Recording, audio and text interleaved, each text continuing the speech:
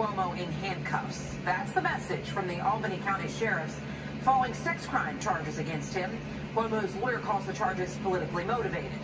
News 4 Chief Investor might be planning this weekend or next weekend. Families hitting up the farms looking for the perfect Christmas tree. But if you don't act soon, you could leave disappointed. Want to get out to News 4's Mark Santia in Garrison, New York, with what some farmers say is causing a spike in tree prices. And tonight at 6, thank you for joining us. I'm Natalie Pasquarella. Broadway in mourning tonight. News 4 New Yorkers learned that the legendary songwriter and composer has died at his home in Roxbury, Connecticut. This minutes here, Governor Kathy Hochul just declared a state of emergency in New York. This is ahead of that new COVID variant of concern, which is centered around South Africa right now. Now, it's important to note, at this point, it has not been found in New York, but the governor says it's coming. Now, but if you and your kids are not vaccinated, it might go on without you. New rules took effect tonight at Broadway and other entertainment venues for kids ages 5 through 11. And as News 4's Ida Siegel shows us tonight, the changes caught some folks off guard. Our area at this hour, we thank you for joining us tonight at 11. I'm Natalie Pasquarella. David is off. We start with a police officer shot in Newark. Let's get out to News 4's Jackie Beckford. They're on Paw Patrol, you could say, as members of New York's finest. Their mission is to help comfort and offer emotional support to officers suffering from on-the-job trauma or stress at home. Their names, Piper and Jenny. And News 4's Mark Santia got exclusive access to the duo at this morning's roll call. We are learning more about a tragic accident in New Jersey. A mother and her young child were found dead in a car that went off the road and into an icy pond in Piscataway. Family finally getting some closure in a murder that shocked the whole city. College student Tessa Majors was killed more than 2 years ago. Today, the final person involved, her killer, was sentenced.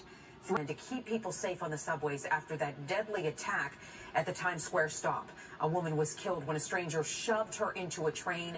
This has ignited fresh concerns about subway safety at a time when ridership remains half of what it was pre-pandemic. Safety advocates say there's one device that could keep riders safe out there. And News 4's Rana Novini has the story. Actor Meatloaf, after his death, the 74-year-old rock musician's career spans 6 decades. His debut album, Bat Out of Hell, was one of the best-selling of all time. Born Marvin Leah Day, Meatloaf had deep ties to the tri-state. Births are more common these days with the various fertility options available, but naturally conceived triplets are extremely rare, happening in 1 of every 10,000 pregnancies. So imagine the odds, one Queens hospital welcoming 2 sets of triplets just days apart. Here's News 4's Adam Cooperstein introducing us to the 6 bundles of Jersey now, where people living in an apartment building in Newark say that building is falling apart. Some claim it's actually sitting on top of a sinkhole, and now they're being told they have to find a new place to stay. News 4's Pat Battle in Newark for us. She has a look at the problem. Military raid that led to the death of the leader of the terrorist group ISIS. He's known as Haji Abdullah. President Biden says the terror leader detonated a suicide bomb as American forces were closing in.